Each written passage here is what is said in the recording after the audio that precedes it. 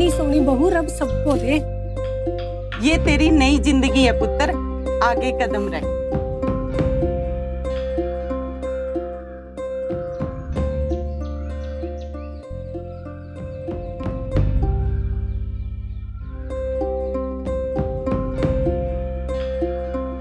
जिद्दी रे पुत्र, तेरे आने से अब इस घर में बरकत ने भी आ जाना है। अरे हमें भी कोई अच्छी बहू दिला दो, हमारे मुंडे को तो बात ही नहीं। अरे बहुत सी फोटो देखी, कोई पसंद ही नहीं आती।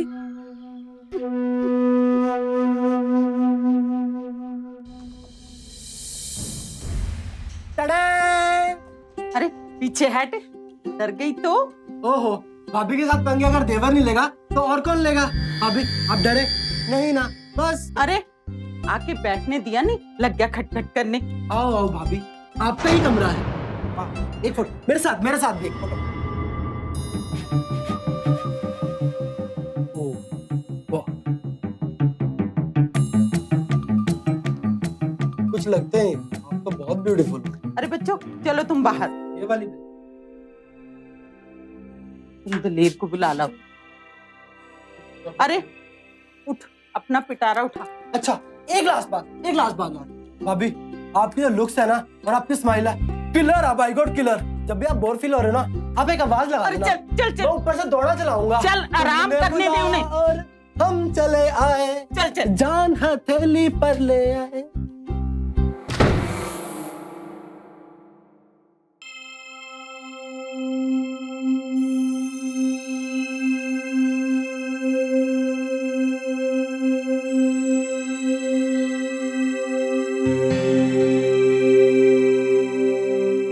अमृत ने अपनी बचकानी हरकतों से आपको ज्यादा तंग तो नहीं किया? वो क्या है ना, बिन माँ का बेटा है, इसलिए छोटे पापा जी ने भी बड़े लाड प्यार के साथ बड़ा किया है। थोड़ा बेलगाम हो गया है। पर आप चिंता मत करना, कोई भी परेशानी होए तो मैनू दसना। नहीं जी, कोई गल नहीं है जी।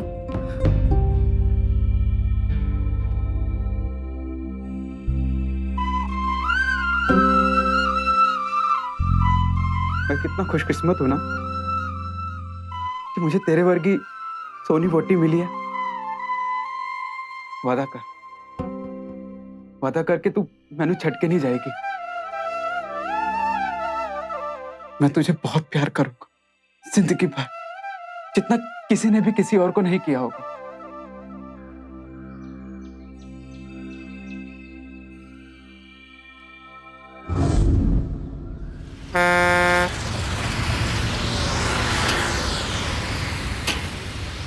छोटे पापा जी, मैं सोच रहा था कि ऊपर अब एक कमरा पा ही लेते हैं, अमृत को भी थोड़ा आराम हो जाएगा। और वो पापा जी, मैं इसलिए कह रहा था कि अब 3 कमरों में हम सारे कहाँ पूरे पढ़ने हैं।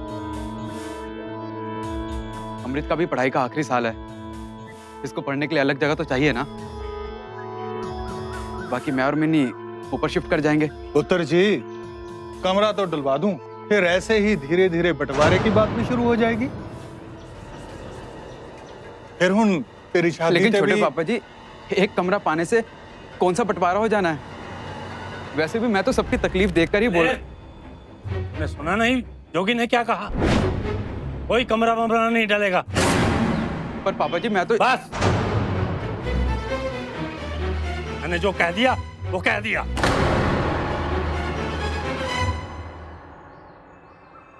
जी नाश्ता। मिनी पुत्र, नाश्ता पहले मैनू दे दे, मेरे दवा का टाइम हो गया। जी।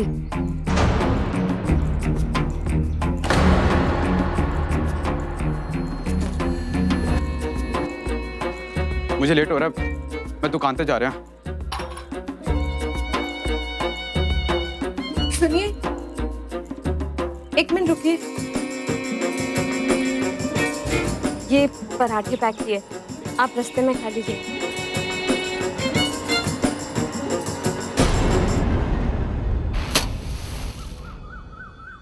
पुत्र, अभी तो तू आई है और पूरे घर को तूने इतना अच्छे से संभाल लिया है। बस अगर मेरा एक्सीडेंट ना हुआ होता तो आज मैं ऊपर कमरा डलवा ही देता। जोगी कुछ कहता नहीं, लेकिन पिछले 2 साल से मैं इस व्हील चेयर पे हूँ। तब से वही सारा काम काज देख रहा है। दलेर ने तो कुछ टाइम पहले ही दुकान पे जाना शुरू किया है। तू फिक्र मत कर, मैं तुझे किसी बात की कमी नहीं आने दूंगा। पापा जी, मैंने तो अपने मम्मी पापा को कभी देखा ही नहीं। बस मामा मामी के बाद आप दोनों ही मेरे लिए उनकी जगह हो। और वैसे भी आप हो ना पापा जी, तो मुझे किस बात की फिक्र। भाभी, आपने मेरा नया कुर्ता धोने में डाल दिया। अब मैंने वो दोस्त के घर पहन के जाना था। अभी कोई और पहन लेना। बाकी सारे तो पुराने हो गए हैं, अब मैं क्या पहनूं? सुनो, आपका एक कुर्ता दे दूं इसको। पूछ क्या रही है? भाइयों के कपड़े हैं, एक नया सा कुर्ता दे दे इसे। चल, मैं तुझे कुर्ता दे देती। ये हुई ना बात, अब तो नया कुर्ता मिलेगा। कितनी अच्छी कुड़ी है, इसके आते ही दिल सा लग गया है। मिनी का इस घर में आना कुछ ऐसा था मानो एक लंबे अरसे तक बदली छाई रहने के बाद धूप खिली। पिछले कुछ सालों में इस परिवार ने काफी कुछ सहा था। इंद्रपाल सिंह और उनकी पत्नी सोनी के लिए मिनी एक बेटी थी, अमृत के लिए खुशी की एक सौगात, जिसके साथ वो दोस्त की तरह हंसी मजाक कर सकता था। दलेर का तो खैर एक खूबसूरत सपना पूरा हुआ, एक जीवन संगिनी पाने का सपना, जिसके साथ वो अपना दुख सुख साझा कर सके। अब तक वो सबकी बात सुना करता था। पहली बार मिनी के रूप में उसे एक ऐसा जीवन साथी मिला था जिसके सामने वो अपनी हर बात बेझिझक रख सकता था। मिनी के आने से इस परिवार में सभी की जिंदगी की कोई ना कोई कमी पूरी हुई थी, और मिनी के लिए भी ये परिवार बेहद अहमियत रखता था।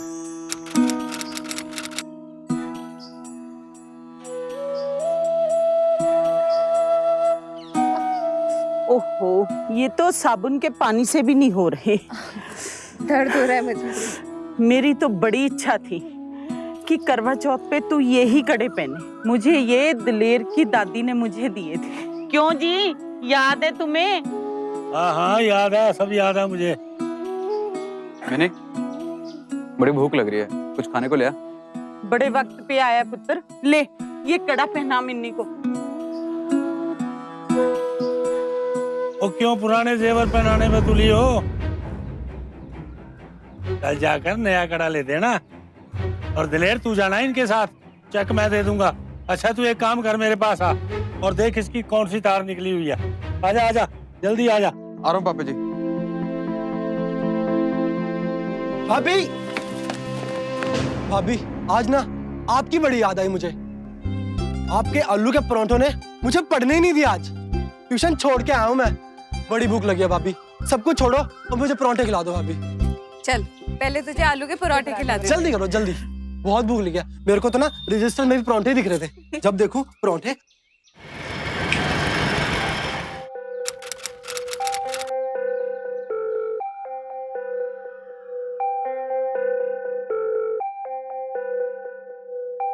ठीक है बेटा, जो तुझे पसंद है ले ले।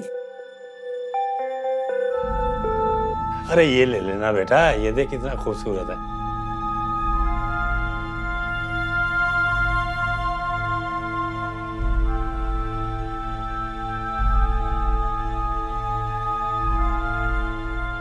देखो जी, जो आपको पसंद है वो ही मिन्नी को पसंद आए हैं। इन्हें पैक कर दीजिए, मैं आपको चेक दे देता हूँ।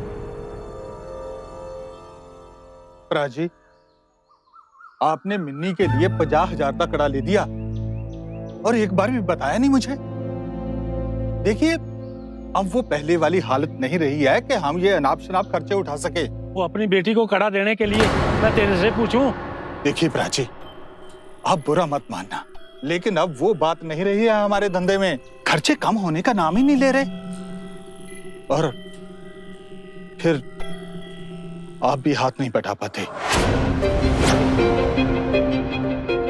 मैं भी चाहता हूं कि अमृत को विदेश भेजूं पढ़ने के लिए, लेकिन नहीं भेज सकता।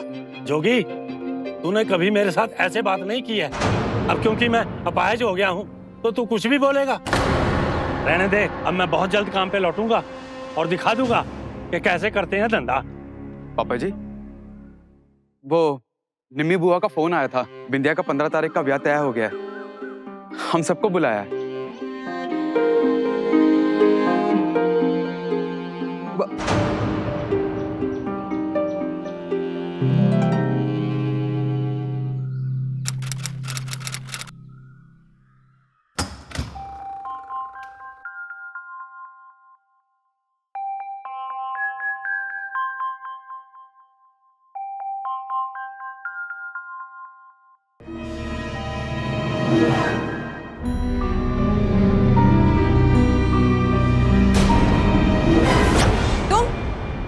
तुम यहाँ क्या कर रहे हो?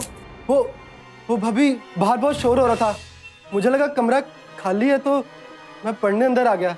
मुझे नहीं पता था आप अंदर हैं। वो क्या ना कि मुझे यहीं पढ़ने की आदत है शुरू से, तो वो प्राजी, वो मैं पढ़ने आया था तो मुझे नहीं पता था भाभी, मुझे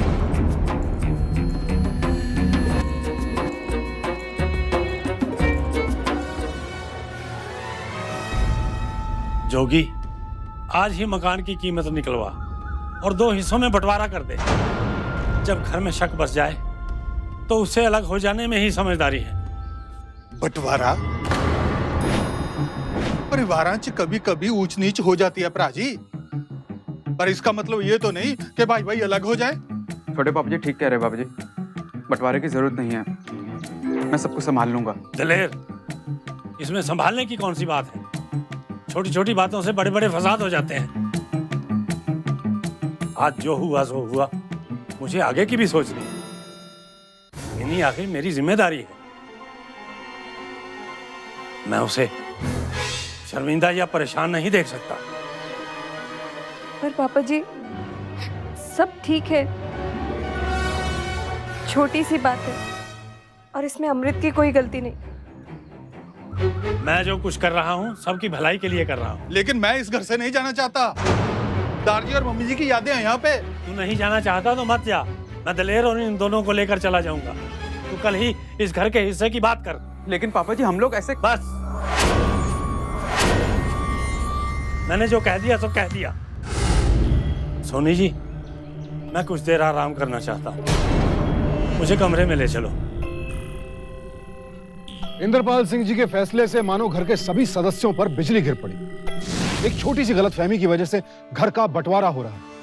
जोगिंदर घर को बचाना चाहते थे, लेकिन अब इंद्रपाल की इसमें कोई दिलचस्पी नहीं थी। क्या वाकई इंद्रपाल सिंह को अपनी बहू मिनी की इतनी फिक्र थी, या फिर वो इन हालात का इस्तेमाल जोगिंदर और अपने बीच पैसों की वजह से आई दरार को और बढ़ाने के लिए करना चाहते थे? 2 साल पहले एक दुर्घटना के बाद इंद्रपाल सिंह विकलांग हो गए और तब से घर बैठने के लिए मजबूर थे। जाहिर है जोगिंदर को सब कुछ अकेले संभालना पड़ रहा था। व्यापार में नुकसान भी हो रहा था, खर्च भी बढ़ रहे थे। ऐसा नहीं कि इंद्रपाल सिंह जी नहीं जानते थे, खर्च बढ़ने की एक वजह उनकी बीमारी और उनके बेटे दलेर की शादी भी है। लेकिन कहीं ना कहीं उन्हें यह भी लगता था कि व्यापार में हुआ नुकसान जोगिंदर की नाकाबिलियत की वजह से, और उन्हें यह बात भी कचोटती थी कि अब उन्हें छोटे छोटे खर्चों के लिए भी जोगिंदर का मुंह ताकना पड़ता था। लेकिन उनके इस फैसले का असर पूरे परिवार पर क्या होने वाला था? तो जग्गी प्राजी, अब आप ये बताइए कि 500 गज तो 250 गज में किसकी कीमत ज्यादा होगी? वो 500 ही गज ठीक है जी, और अगर जमीन बेचनी ही है तो सारी की सारी बेचो, वो भी एक साथ। तो वैसे भी आजकल कमर्शियल कॉम्प्लेक्स में कोई बड़ा असामी ढूंढेंगे, नुकसान में क्यों रहना? लेकिन मैं पूरी जमीन कहां से लाऊं? प्राजी तो जिद पर हट गए, उन्हें तो बस अपना हिस्सा चाहिए, फिर सोचेंगे कब बेचनी है, किसे बेचनी है। वैसे भी दारजी उनके नाम 50 गज ज्यादा कर गए थे। तो फिर सोचो, ऐसा सोचो कि आप लोगों का पूरा घर आप लोगों का हो जाए, ना किसी की मांग और ना कोई रहेगी टांग। सही कह रहे हैं अंकल, वैसे भी कोई खास फायदा तो होने नहीं वाला, और अगर बड़े पापा ने बिजनेस फिर से संभाल लिया तो आपका कंट्रोल खत्म हो जाएगा। कुछ तो खेल करना पड़ेगा पापा, वरना मुझे भी आपकी तरह सारी जिंदगी इसी घर में बितानी पड़ेगी।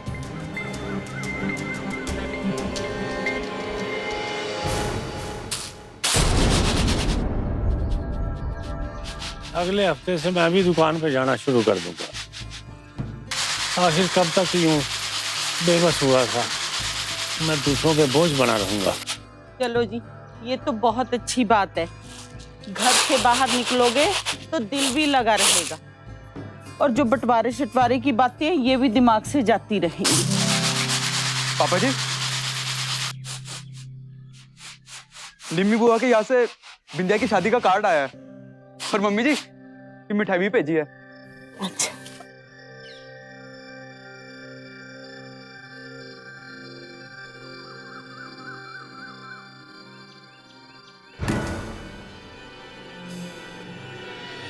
अरे वाह भाभी, आज मिठाई छिठाई कैसे है? क्यों दिलेर, कोई खुशखबरी है क्या? नहीं छोटे पापा जी, ये तो निम्मी बुआ के घर से आई है। जोगी, घर के बंटवारे का कुछ हुआ? क्यों जिद पे अड़े हो प्राची? बात में मिट्टी पाओ। एक परिवार ऐसे कैसे अलग हो सकता है?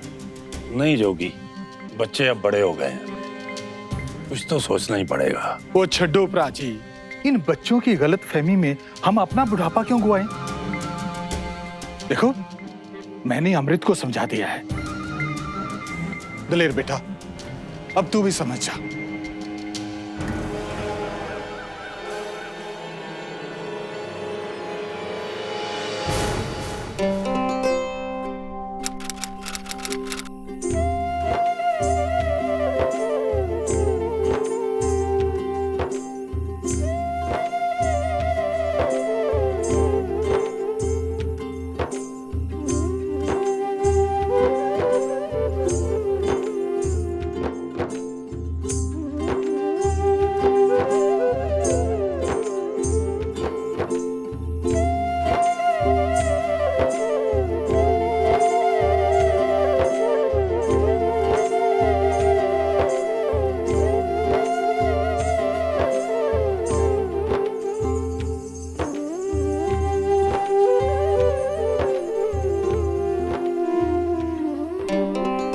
जुग जुग जी हो बेटा, ये कड़ा तुम्हारे हाथ में कितना सुंदर लग रहा है। देखा मिन्नी, कितना सुंदर कड़ा मिला है तुझे।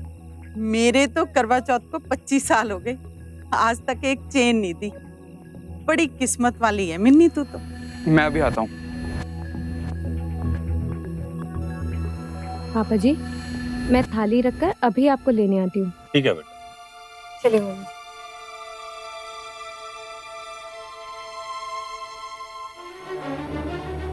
ये लाइट को क्या हो गया?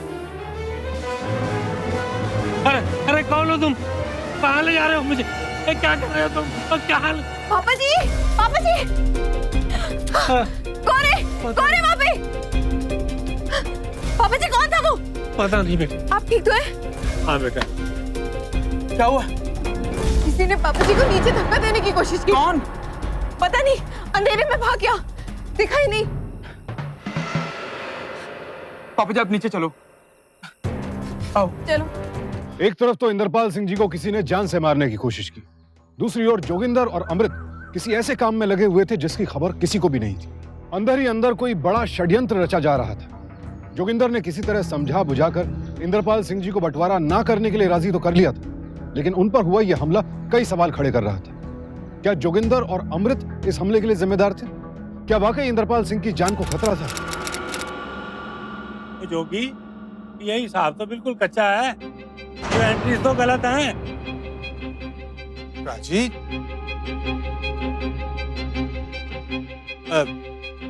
प्राची, मैं फिर से चेक कर लेता हूँ। ये देख।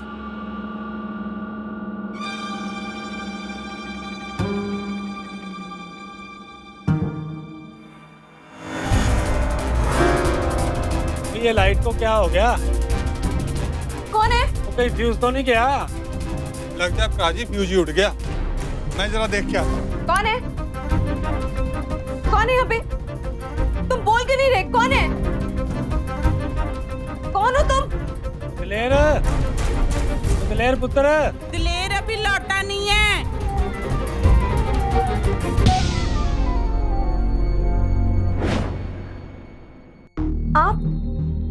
आप कब आए? क्यों? किसी और का इंतजार था? ये कैसी बात कर रहे हैं? इस लम्हे को बर्बाद मत करो। इससे ऐसी मौका हम दोनों को फिर नहीं मिलेगा।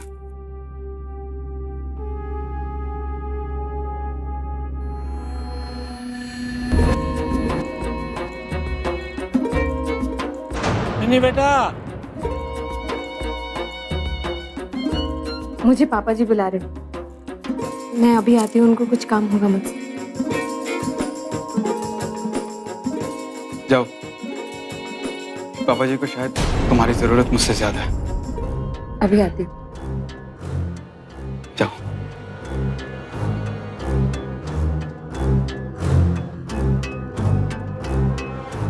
वो मिनी बेटा, वो टॉर्च लेके आना जरा। कोई नहीं प्राजी, चल जाएगा काम, बस 2 मिनट में सही कर दूंगा फ्यूज।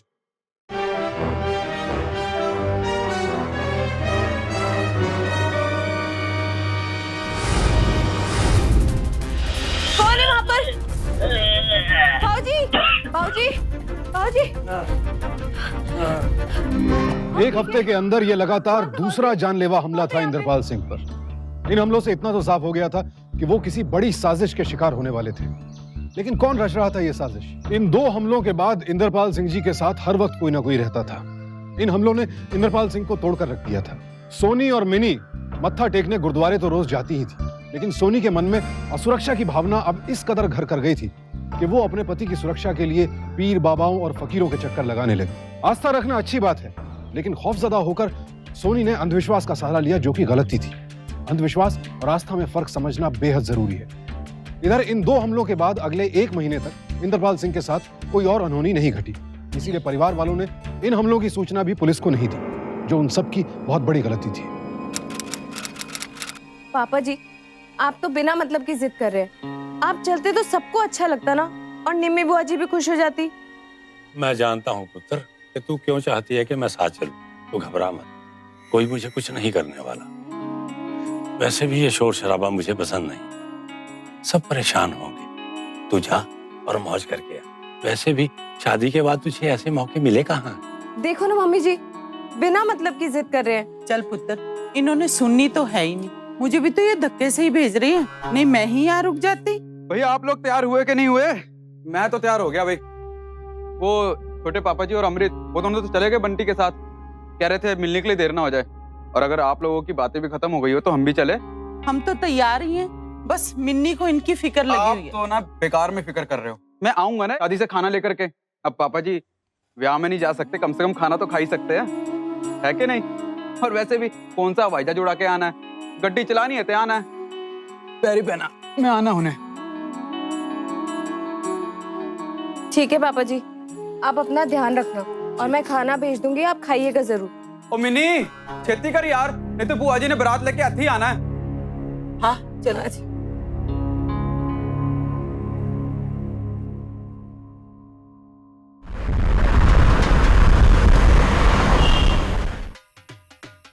मैंने पापा जी के लिए इसमें 6 रोटियां पैक कर दी है, साथ में रायता भी है, जरूर देना उन्हें। सब्जी थोड़ी सी तीखी है, इसलिए 2 गुलाब जामुन भी पैक कर दिए आखिरी के डब्बे में। क्या हुआ, क्या सोच रहे हो? जाओ। पापा जी को तो खाना खिला दूंगा, लेकिन पहले मौके का फायदा तो उठा लूं। अरे क्या कर रहे हो आप? कोई देख लेगा। अरे देखता तो देखने दे भाई, अपनी पोटी के साथ खड़ा हूं, किसी और की थोड़ी। वैसे आज तुझे सोने बड़े लग रहे हो। बोलो, बजा के ले चलूं? क्या? कुछ भी, सारा प्यार आज ही उमड़ रहा है। जाओ पहले पापा जी को खाना खिला के आओ। हाँ भाई जा रहे हैं, और करना क्या है। जाओ जाओ जल्दी।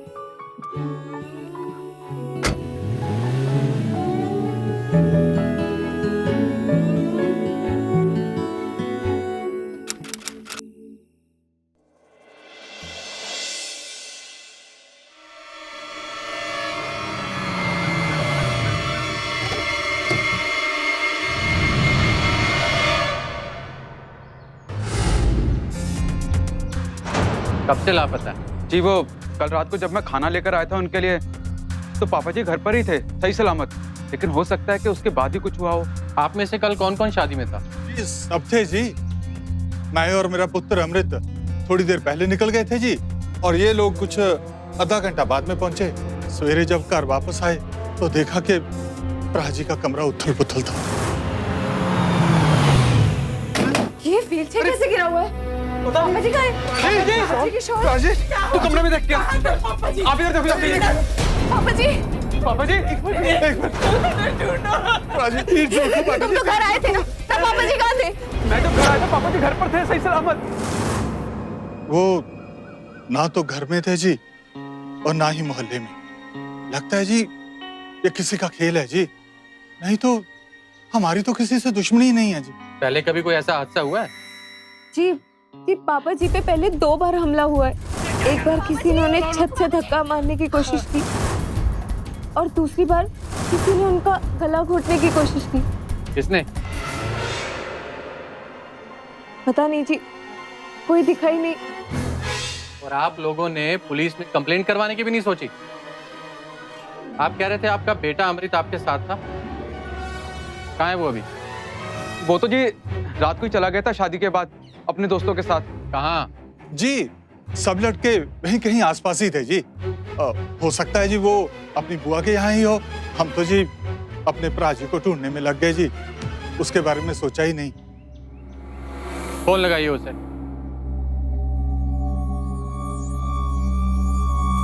जिस नंबर ਨਾਲ ਤੁਸੀਂ ਸੰਪਰਕ ਕਰਨਾ ਚਾਹੁੰਦੇ ਹੋ क्या हुआ, लग नहीं रहा? स्विच ऑफ आ रहा है जी। जी अभी मेरी बुआ जी से बात हुई थी, वो बता रही थी कि रात को अमृत वहीं पर था और सुबह होते ही चला गया था। और उसका दोस्त बंटी कह रहा था कि अमृत थोड़ा परेशान है, इसलिए वो दोनों अब शिमला चले गए गाड़ी लेकर।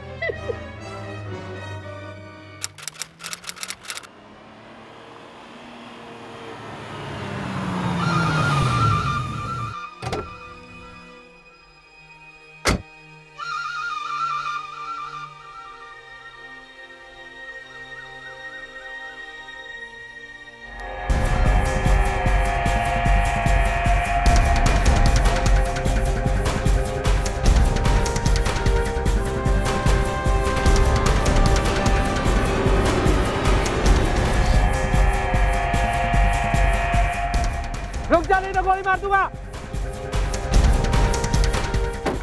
पकड़ तो दाना।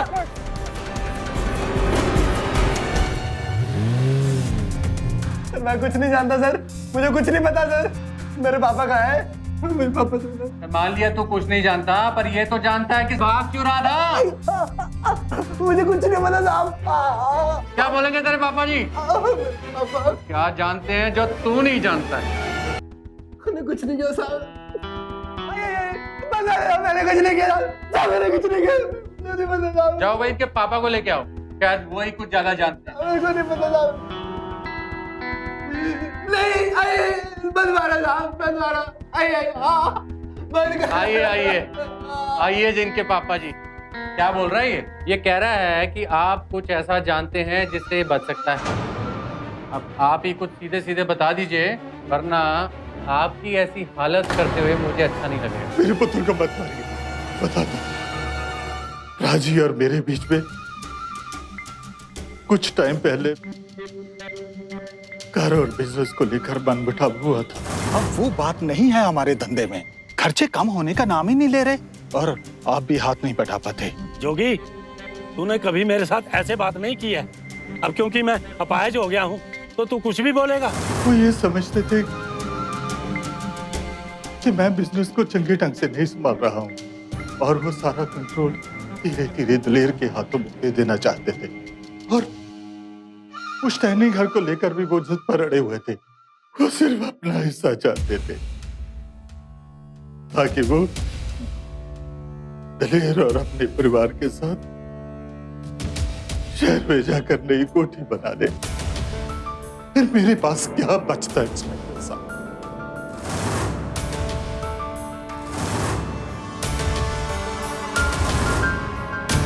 मेरा भी बेटा है, उसकी भी कुछ इच्छा है। मैं सारी उम्र राजी की बात सुनता रहा, उनकी हर बात मानता रहा।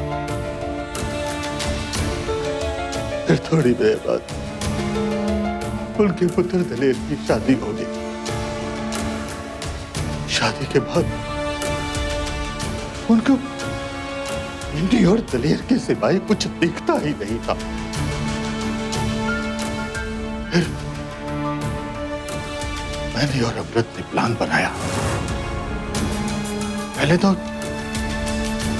जायदाद का हिस्सा ना करने के लिए फुसला लिया। क्यों जिद पे अड़े हो प्राची? बात में मिट्टी पाओ। एक परिवार ऐसे कैसे अलग हो सकता है? फिर हमने सोचा कि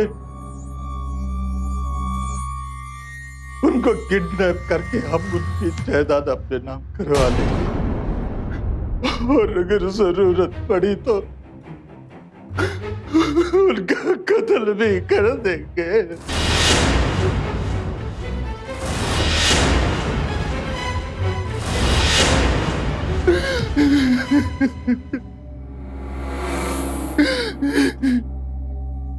उस रात करीब 8 बजे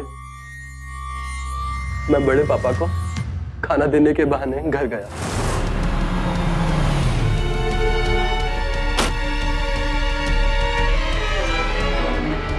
पुत्र तू दिलेर नहीं आया? नहीं बड़े पापा, वो ना दिलेर पाजी को ना निम्मी बुआ ने कुछ काम बोल दिया था, तो उन्होंने मेरे को भेज दिया। अच्छा अच्छा अच्छा, अच्छा मैं खाना लगाता हूँ। ठीक है पुत्र। मैंने खाने में नशे की गोलियां डाल दी। लो जी, गर्मा गर्म खाना। जिंदा रह पुत्र। मैं भी कितना खुश नसीब हूँ कि मेरे परिवार में कितना मेल मिलाप और प्यार है।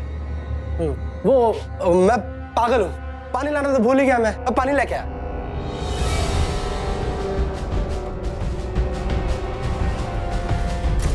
बड़े पापा खाना खाते ही बेहोश हो गए।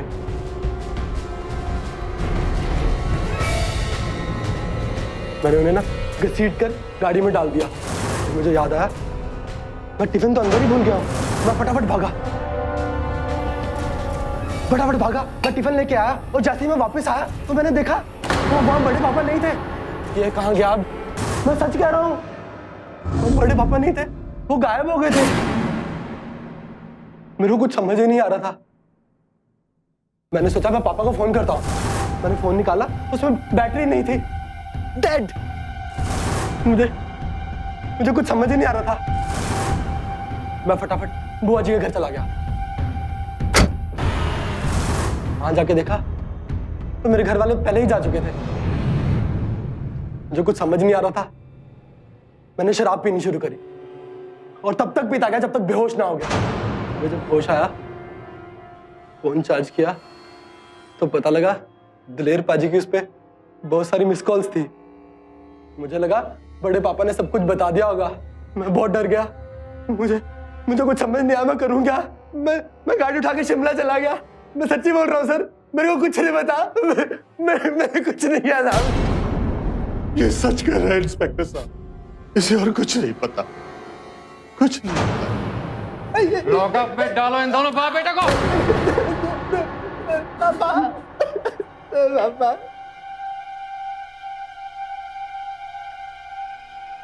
आप चिंता मत कीजिए, हमें मालूम है कि और भी बहुत कुछ जानते हैं। निश्चिंत रहिए आप।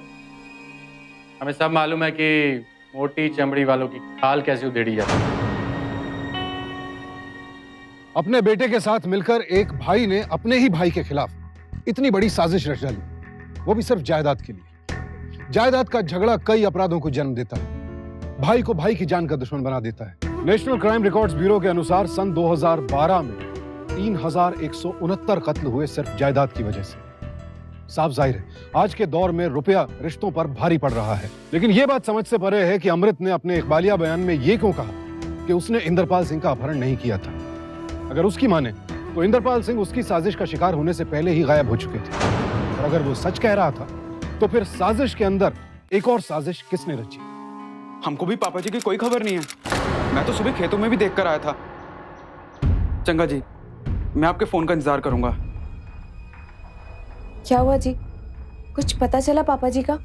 मम्मी जी कल पूरी रात नहीं सोई। तो घबरा मत, जल्दी सब कुछ पता चल जाएगा। लेकिन छोटे पापा जी और अमृत ने जो कुछ भी किया ना, उसके लिए मैं उन्हें कभी माफ नहीं करूंगा। उन्होंने मेरा रिश्तों पर से विश्वास ही उठा दिया। मैं सोच भी नहीं सकता था। ये तेरा कड़ा किधर गया? कड़ा? तुझे पता है ना पापा जी ने कितने प्यार से दिया था तुझे। मैंने कड़ा उतारा ही नहीं। कल तक तो था मेरे हाथ में, गाड़ी में भी था। उसके बाद मैंने ध्यान नहीं दिया। हो सकता है गाड़ी में ही गिर गया। आप मुझे चाबी दीजिए ना, मैं भी देख के आती हूँ। अल्लाह,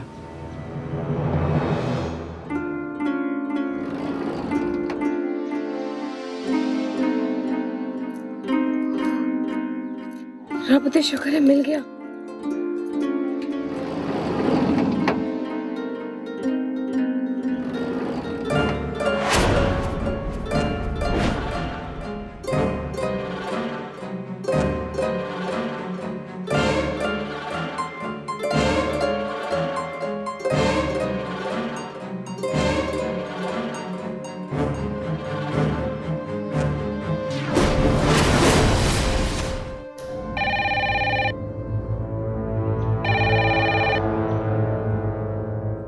हाँ जी। हेलो दलेर जी, असली गुनहगार पकड़ा गया है। तुसी छेती थाने आ जाओ। चंगा जी, मैं हुणे आंदा।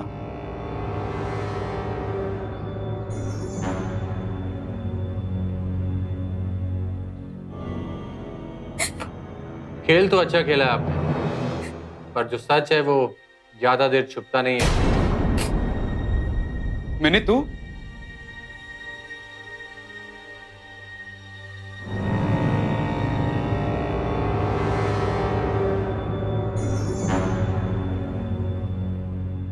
इसे पहचानते हैं आप? अरे ये आपको कहाँ से मिला? ये तो इनका कड़ा है।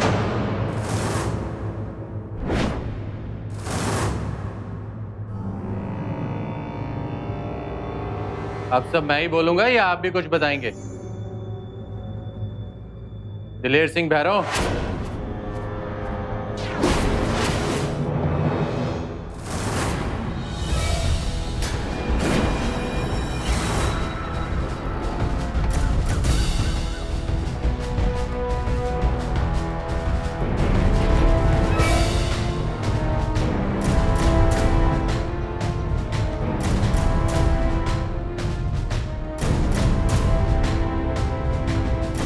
तो पापा जी का कड़ा है। सब कुछ बताता हूँ। मैंने ही मारा था पापा जी को। मैंने मारा था क्योंकि बचपन से लेकर आज तक वो मुझे दबाते रहते थे। हर काम में उनके हिसाब से करता था। बस, मैंने जो कह दिया वो कह दिया। सब कुछ बना के रख दिया था मुझे उन्होंने। फिर मेरी जिंदगी में भी नहीं आई। मुझे लगा कि हाँ, मुझे अब कोई मिल गया है जो मुझे समझ सकता है। बचपन से मेरा एक ही सपना था कि कोई एक खास ऐसा हो जो पूरे तरीके से मेरा हो। लेकिन पापा जी ने उसे भी मुझसे दूर कर दिया। जब भी मैं मिनी के करीब जाता था, किसी न किसी बहाने से बुला लेते थे। नहीं बेटा, मुझे पापा जी बुला रहे। पापा जी को शायद तुम्हारी जरूरत मुझसे ज्यादा। अच्छा तू एक काम कर, मेरे पास आ रहा हूँ पापा जी। अरे ये ले लेना बेटा, ये देख कितना खूबसूरत है।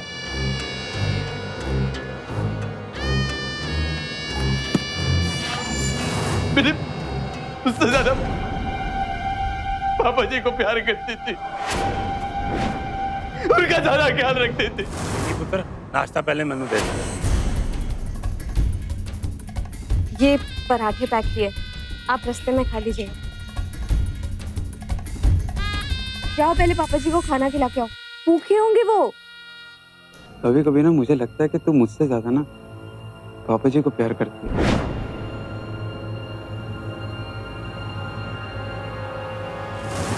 मेरे को किसी की बाह में नहीं देख सकता, फिर चाहे वो अमृत हो या फिर मेरे पापा जी। कौन है वहां पर? उस रात को क्या हुआ था बोल। उस रात मैं खाना लेकर आया था। जब मैंने गाड़ी लगाई, अमृत की गाड़ी वहां पर पहले से खड़ी थी। मैंने गाड़ी में झांक कर देखा, पापा जी वहां थे, मगर बेहोश। मुझे लगा कि ये बहुत अच्छा मौका। मैंने पापा जी को अपनी गाड़ी में डाल लिया और वहां से दूर ले गया दफनाने के लिए।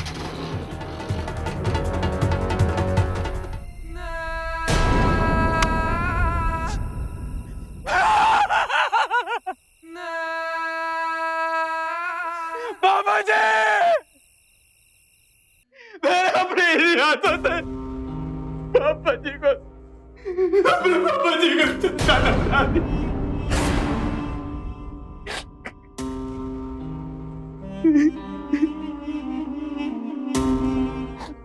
माफ कर दो, मैं सच में पापा जी को बहुत प्यार करता था।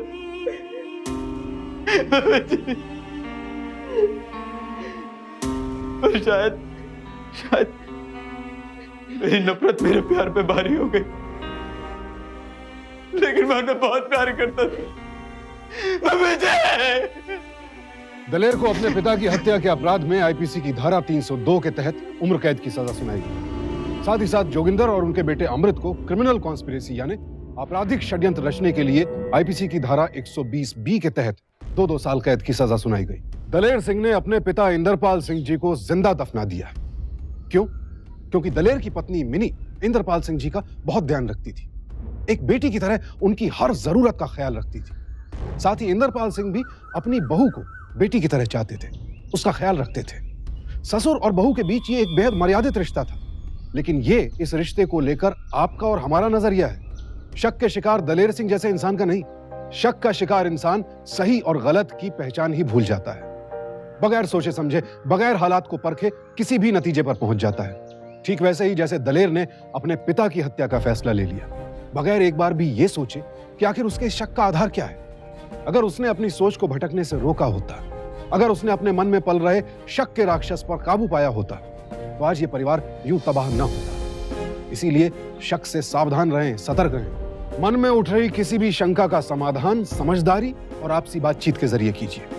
सावधान रहिए, सतर्क रहिए, सुरक्षित रहिए। इसी प्रार्थना के साथ अब मैं सुशांत सिंह आपसे विदा लेता हूं। फिर मुलाकात होगी ऐसी एक और सत्य घटना के साथ। देखते रहें सावधान इंडिया, इंडिया फाइट्स बैक। तो सावधान इंडिया।